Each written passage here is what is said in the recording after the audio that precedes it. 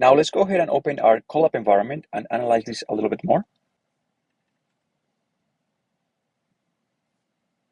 And we're going to go here to detect. The first thing that we're going to do, as usual, is run the cell detection model, run cells in section. And then we're also going to run these helper functions.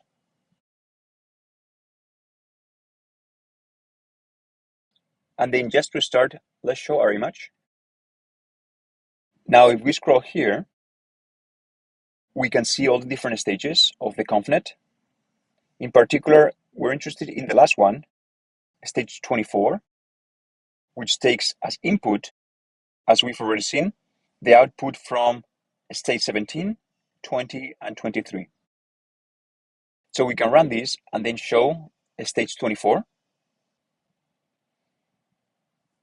And you can see that we have this module list that we saw here. And then module lists can be indexed like a regular Python list, but these modules are properly registered and will be visible by all module methods.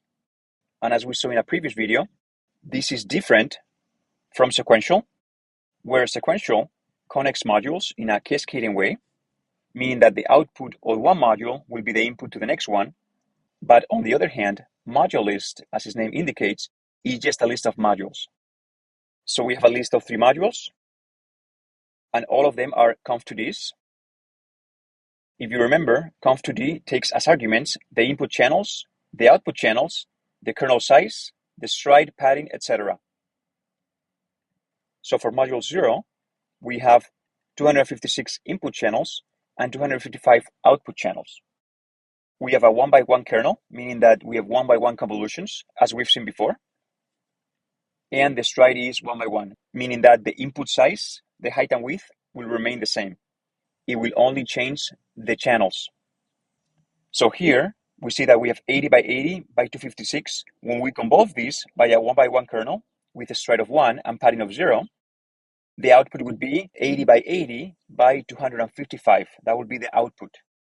And these 255 comes from the number of classes, which we've seen that are 80, plus 5, 85, times 3, 255. Similarly, these 40 by 40 by 512 will be convoluted by a 512 by 255 set of weights, would be 80 by 80 by 512. Let me actually print this here so you can actually visualize it better. And here, what I'm going to do is print the output shape after the convolution. So our 256 by 80 by 80,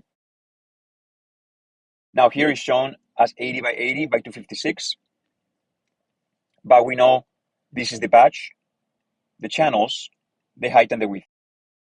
So our 256 by 80 by 80 convolved by a 256 by 255 weights will give us a 255 by 80 by 80 tensor.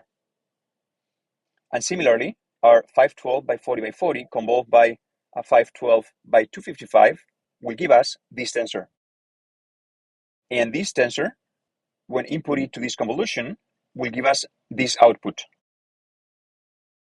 So these are 1x1 convolutions where these are the input channels and these are the output channels.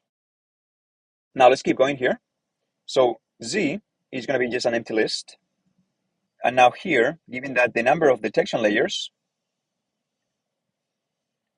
first detection layer, second, and third, we're going to iterate over each of the index of the input. So remember, X has the 17, 20, and 23 tensor as inputs. So we're going to iterate over each of them. So let's run this. X right now has these values, as we've seen here. The moment we convolve that with this convolution and these parameters, we'll obtain this output. So the 256 will become a 255 once I run this. And now we're going to change the shape, but what I'm going to do is step over this 80 by 80, and then also a step over this 40 by 40, and then for the 20 by 20, I'm going to focus on each of the details. So let me step over the 80 by 80 grid.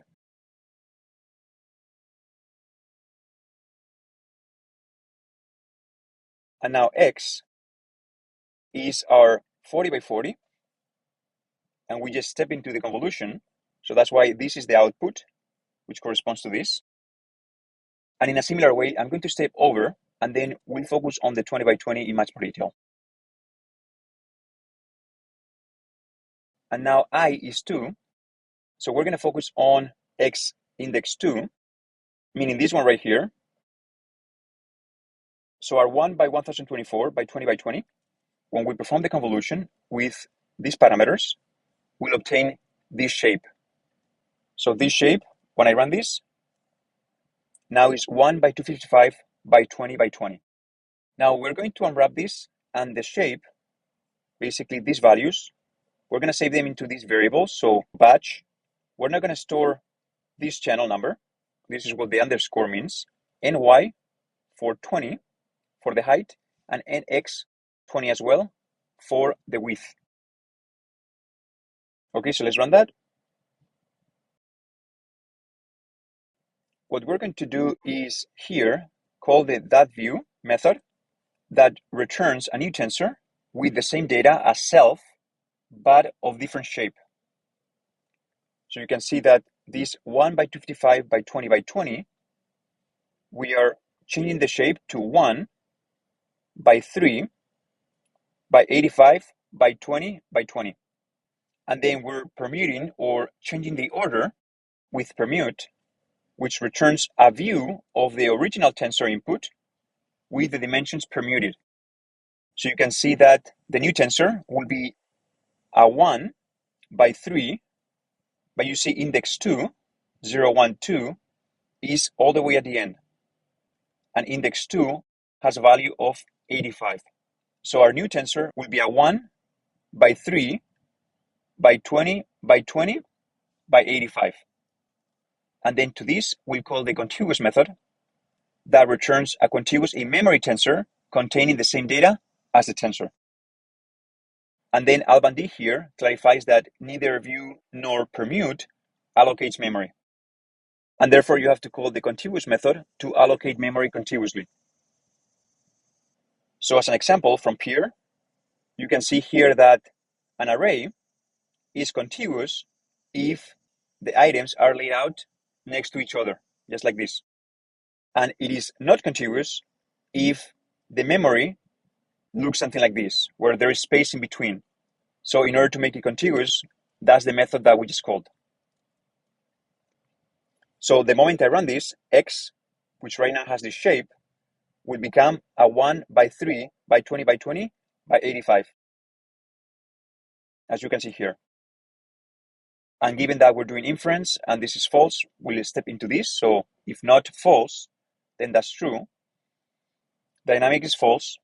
So let's see grid, self, grid, and we're looking at this one. So you can see this shape. This was initialized here. It's not important because we're going to override the value of grid in the next function here. But in this case, given that 0, 1, 2, 2 to 4, so 21 by 11 is different from the shape that we have, which is 20 by 20 in our case. Given that it's different, we'll step into this.